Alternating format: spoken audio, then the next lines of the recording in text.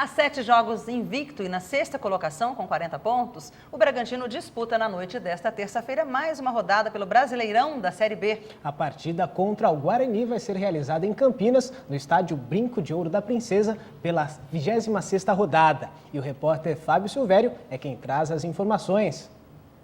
A caravana estava prevista para sair do estádio Nabia Bichedi rumo a Campinas no estádio Brinco de Ouro para apoiar o Bragantino nesta terça-feira no confronto diante da equipe do Guarani.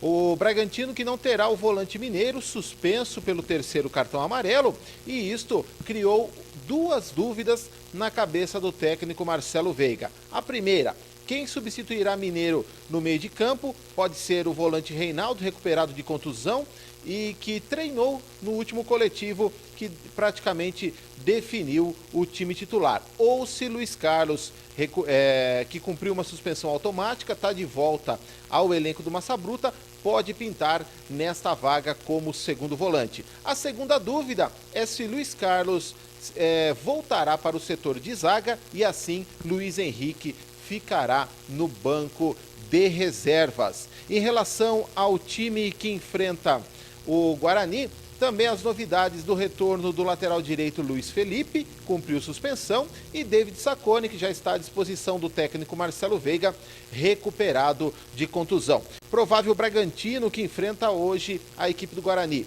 Gilvan no gol, os 3 zagueiros Felipe, André Astorga, Luiz Henrique ou Luiz Carlos.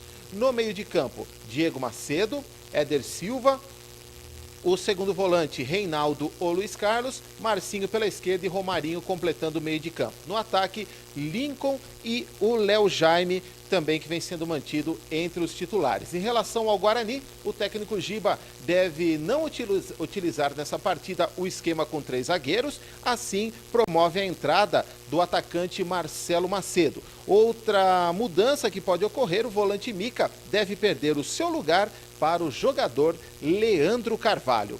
Voltamos aos estúdios. Bom, e o Bragantino nunca venceu o Guarani no Campeonato Brasileiro. O Bugre está na 15ª colocação com 30 pontos. A partida tem início às 8h30 da noite. No primeiro turno, Bragantino e Guarani empataram por 0-0 no Nabizão. Muito bem, a licitação para as obras de reforma e restauração do prédio do antigo Colégio Diocesano São Luís ou Teatro Carlos Gomes deve ser suspensa pelo Ministério Público. A Promotoria de Justiça do Patrimônio Público enviou nesta semana um ofício ao Poder Executivo recomendando a suspensão da concorrência. Bom, a medida foi tomada a partir de uma representação protocolada no Ministério Público que aponta ilegalidade na contratação da Fundação para Pesquisa em Arquitetura e Ambiente, a FUPAM, sem licitação para a elaboração do projeto executivo da obra. Suelen Oliveira tem mais informações para a gente. Suelen. É isso mesmo, a suspensão da licitação é resultado de uma representação protocolada no Ministério Público por um representante municipal, que aponta ilegalidade na contratação da empresa que será responsável pelo projeto executivo das obras, que foi contratada sem licitação. Segundo o Ministério Público, a licitação deve ser suspensa porque, caso a Justiça anule o contrato com a empresa responsável, o arquiteto, que também foi contratado sem licitação, pode pedir o projeto de volta, o que prejudicaria o desenvolvimento das obras pela empresa que será contratada mediante o processo licitatório.